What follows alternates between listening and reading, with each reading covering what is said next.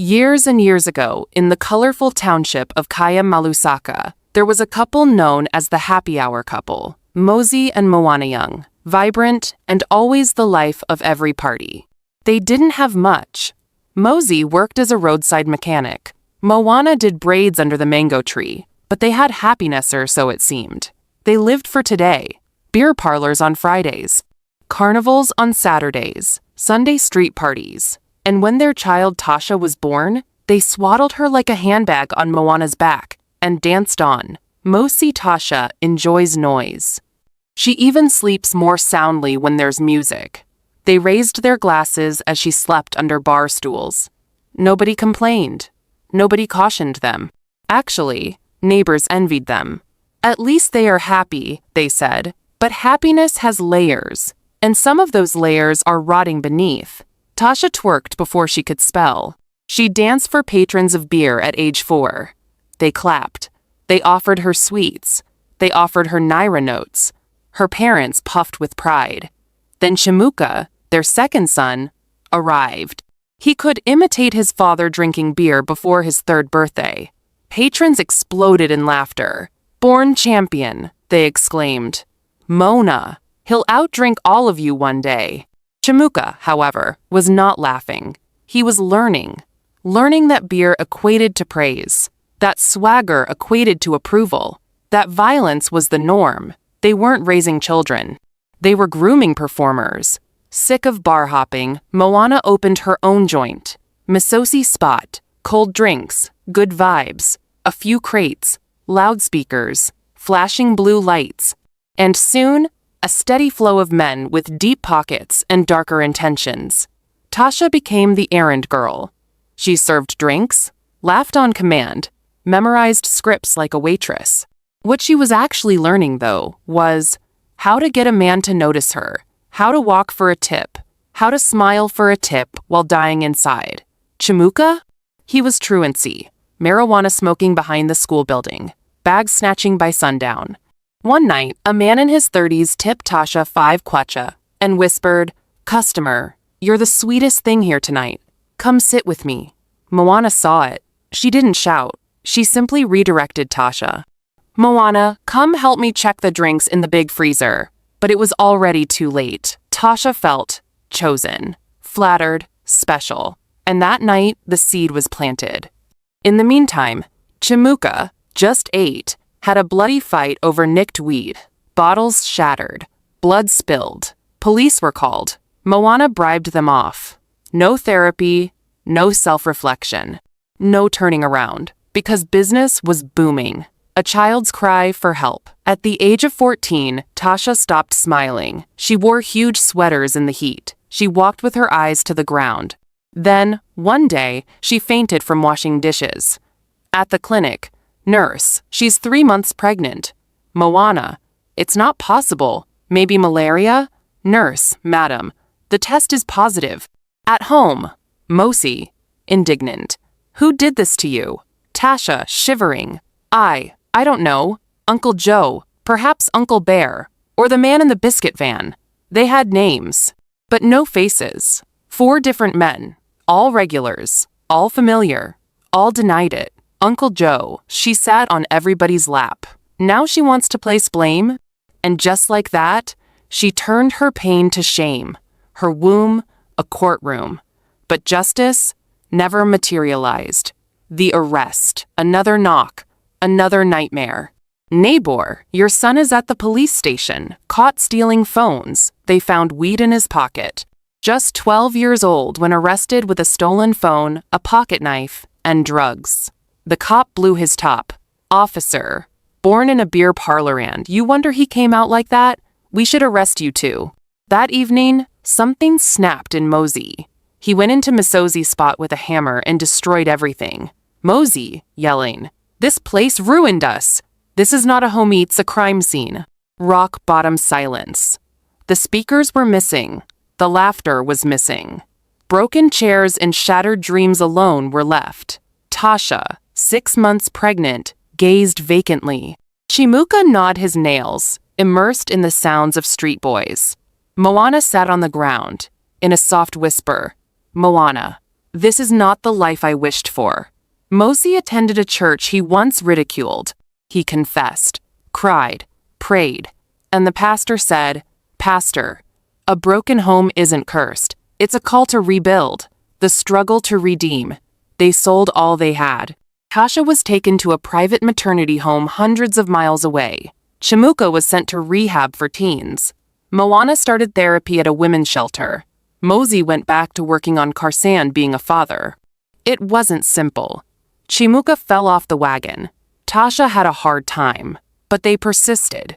One evening, "Chimuka papa, if I change, will you still love me?" Mosey, embracing him, "I already do, because you're trying." A new legacy. Tasha had a baby girl. She did not cry when they handed her the baby. "Tasha, I just want her to be safe, not like me." Moana cradling the baby. "She will never grow up in a bar. I swear on my soul." They dismantled the signboard, planted vegetables there instead. Chimuka now assists his father in repairing tires. Tasha operates a small bakery business. There's no beer, no music, only peace. People walk by, wondering, neighbor Masosi's spot is missing. What happened?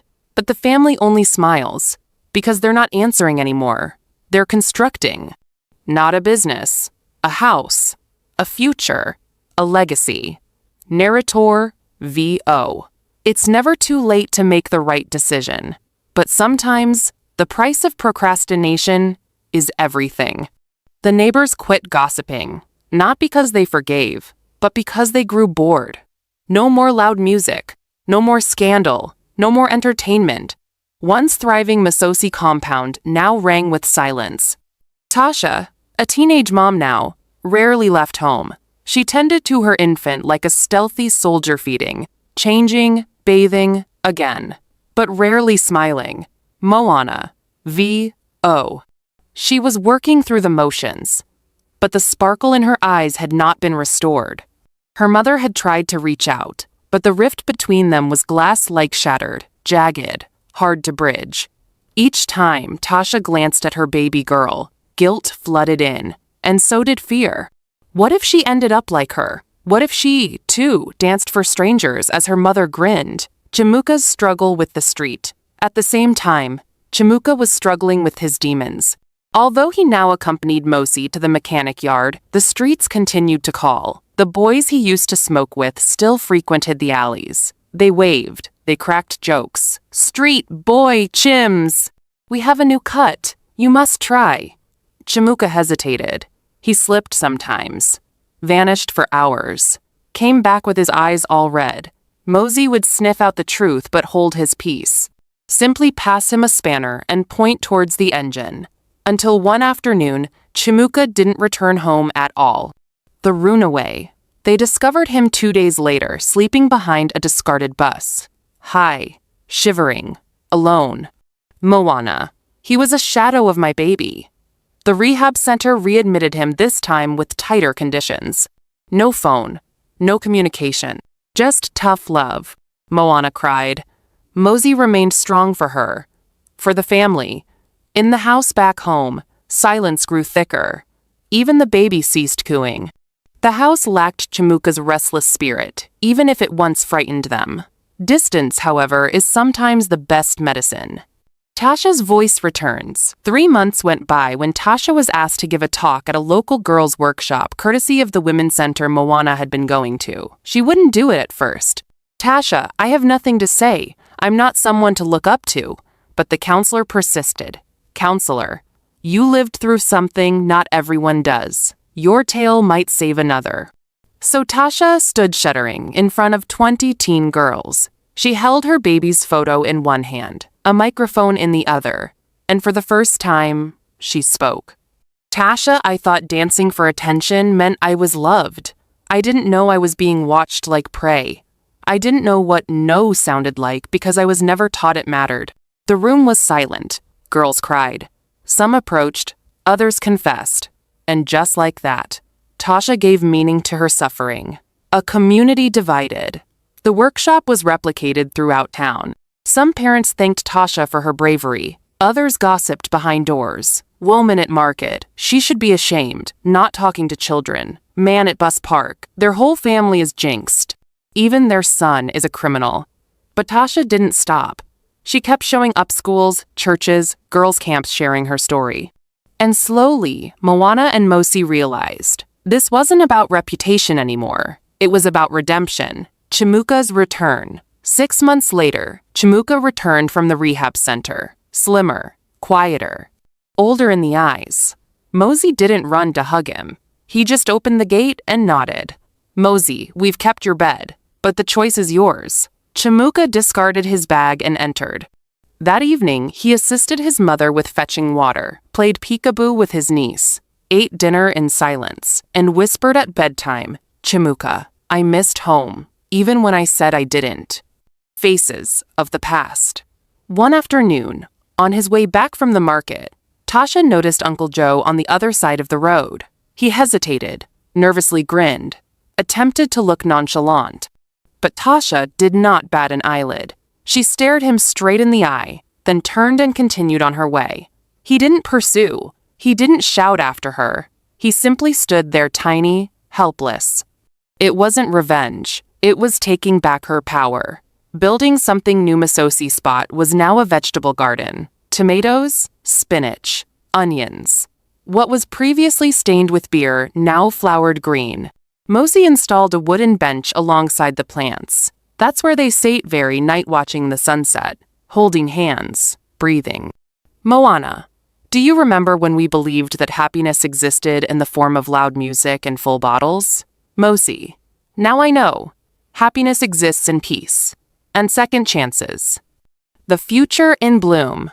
Tasha's bakery business expanded. Those who had formerly shunned the house now waited in line for her muffins. She called the business Sweet Beginnings. Chimuka went to a technical school, repairing bicycles, attending night classes.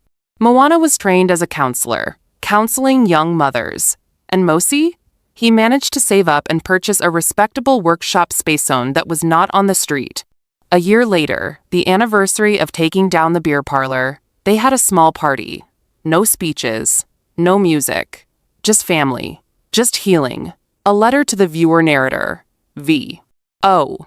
If you grew up in chaos, if your parents chose noise over nurture, if you were forced to grow up before your time, understand this. Your narrative doesn't have to their end. Because the journey to healing doesn't begin with apologies. It begins with change. And it's never too late to plant something new on the ground where something poisonous once bloomed. From brokenness to rebuilding one truth, one tear, one child at a time. Tasha's choice. Tasha now owned a successful home bakery business, Sweet Start Cakes. No gaudy signs. Just quality, unassuming consistency. She never got married, never talked about the father of the baby, but her daughter Aisha's her second chance. Tasha, to Aisha, age 10. When you dance, dance because you're happy, not because someone's watching. And Aisha nodded, because she'd never known anything else. Chimuka's redemption. And Chimuka, the boy who'd once lost his way, now 22, he worked full-time with Mosi in their tiny motorcycle garage. But what others were proud of wasn't his trade. It was his side assignment. He operated an after-school club for boys, between 9 and 14 boys like him. He named it the Fix Club, Fix Bikes, Fix Lives. Every Friday afternoon, they gathered under the mango tree once devoted to hair braiding. No bottles, no smoke, just wrenches, sweat, and stories. One afternoon, a boy asked, "Boy, Uncle Chimuka, did you ever steal?" He hesitated, faced the boy. Chimuka, "Yes, I did. And I almost lost my soul for that. But I got it back right here." He gestured to the ground. Chimuka, under this tree, we don't lie. We don't run. We fix. An unfinished story. At church, the pastor who once told Mosi that unforgettable line, "A broken home is not a cursed home," invited them to speak. Mosi stood with Moana, nervous, sweating. Mosi, to the congregation, "We're not here to pretend to be holy. We're only here to apologize to anyone who ever looked at our family as a blueprint. We were wrong, but we're learning." Moana, whispering. And we're not finished learning yet. It was a silent applause. Gracious, restorative, day of truth. On a hot afternoon, a familiar figure came back to Kaya Malusaka. Uncle Joe. Older. Eeler. Alone. He passed through the compound, noticed Aisha skipping rope, and stopped. For a moment, guilt gleamed in his eyes. Moana noticed him. Their eyes met. He looked away, nodded graciously, and disappeared. She didn't scream. She didn't pursue him. Because some justice comes not in courts, but in conscience. Legacy in stone. One Saturday, Tasha had taken Aisha to the back wall of the compound, the same yellow wall they painted years before. It had since faded, but the words remained. We were broken here, but we built again. Aisha, what does it mean, Mommy? Tasha knelt down beside her. Tasha, it means even if we fall apart, we can be put back together. Aisha, like cake? Tasha laughed. A real laugh. Tasha, just like cake. They covered the words with new paint. This time, Aisha wrote something of her own. And I will never be broken. The final scene. The compound is vibrant but calm. Moana hangs up clothes. Mosey tinker with an engine. Chimuka plays football with the boys. Tasha ice a cake. Aisha dances in the kitchen with flour on her nose. It's not ideal, but it's authentic. And it's theirs. Narrator, V.O. Once, they were a warning. Now, they're a whisper of hope. Because the music stopped playing. The crowd had gone. The bottles exploded. But what emerged from the wreckage was family. Not the family they began with, but the one they decided to become. Aisha's voice. End of chapter vis. The scene is of a crowded school auditorium. A banner hanging across the stage says, National Youth Writing Awards, Finals. A yellow ribbon trims a 16-year-old girl's afro. Her voice is flat, but there is gravity to each sentence. Aisha, reading from paper. They called my mother a mistake. They called my grandfather a failure. They called our home a disgrace. But I was born there in shame, raised on the ashes of remorse, and I learned that even shattered seeds can sprout. The onlookers fall silent. Then, with a gradual stirring, claps start. Swelling, blistering. She gets first prize, a past revisited. In the evening, Aisha accompanies her mother, Tasha, through the still compound. Aisha, you never told me my father. Why not? Tasha stops, glances at her daughter, the spark in her eyes, the resolve in her posture. Tasha, because it didn't matter. What mattered is that he doesn't define you. You define yourself. Aisha, whispering. I think I'm ready to know. Not because I'm broken, but because I'm whole now. Tasha nods. It's time. Unlocking truth. The following day, they visit the clinic. A DNA test result envelope from 16 years ago is unsealed for the first time. Inside, a name.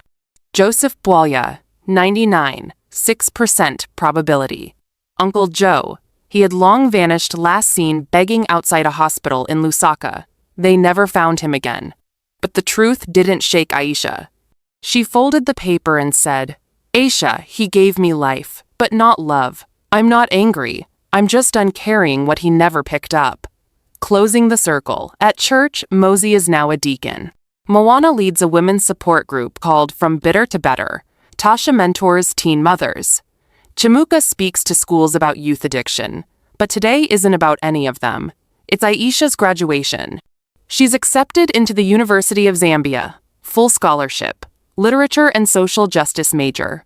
Pastor, smiling. This child was once referred to as a stain. Now she's our star. Mosey and Moana whimper softly in the back pew. Tasha holds their hands. Tasha, whispering, we made it. The foundation. 3 years on. Aisha starts the Aisha Legacy Foundation, a charity that builds safe places for children who have grown up in unstable worlds such as bars, drug dens, and brothels. Her first center? Established on the very same spot where Masosi Spot used to exist, But now, rather than cold beverages and blaring music, the breeze is filled with the noise of reading groups, counseling, and children laughing without fear. Aisha, VO. This is not about revenge, it is about redemption. For every girl who danced for money, for every boy who smoked to be tough, for every child who believed disorder was the norm, we're reshooting the script, from ashes to altar. The last scene comes into focus. Aisha stands at a podium in front of a brick wall. On it, white paint stamped in large letters, "We were broken here, but we built again." She adds her last words beneath it, holding the brush herself, "And we raised better." Kids surround her. One boy asks, "Boy, are you famous?" Aisha smiles. Aisha number, "I'm just proof that healing is louder than shame." Fade out. The last dance. The sunset. The old Misosi spot is replaced by a community center garden. Tasha makes her way slowly along the rows of vegetables and flowers, with her now-grown woman daughter, Aisha. Laughter and gentle gospel music come from within.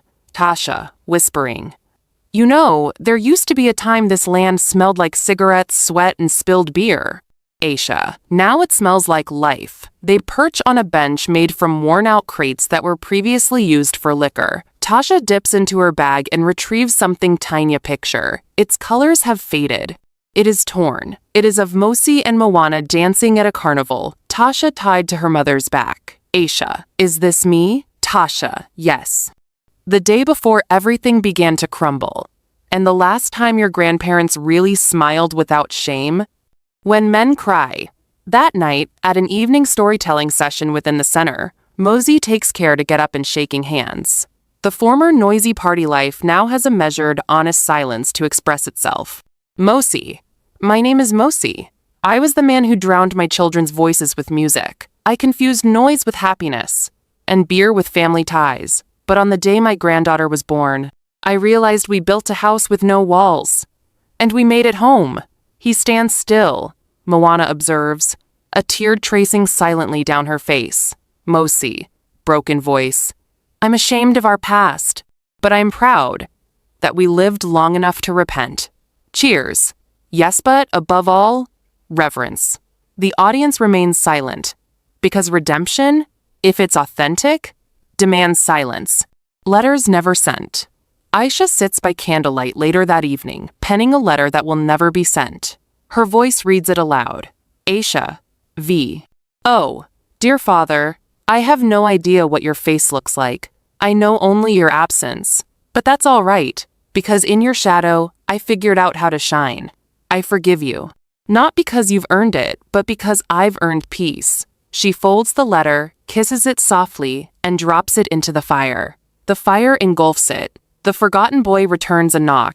A still night. Chimuka opens the door to see a familiar, tattered figure under the light of the moon. It's one of the boys from his street life. He's gaunt, twitching, in need. Boy, mumbling, "I heard you got sober. Thought maybe you'd assist me."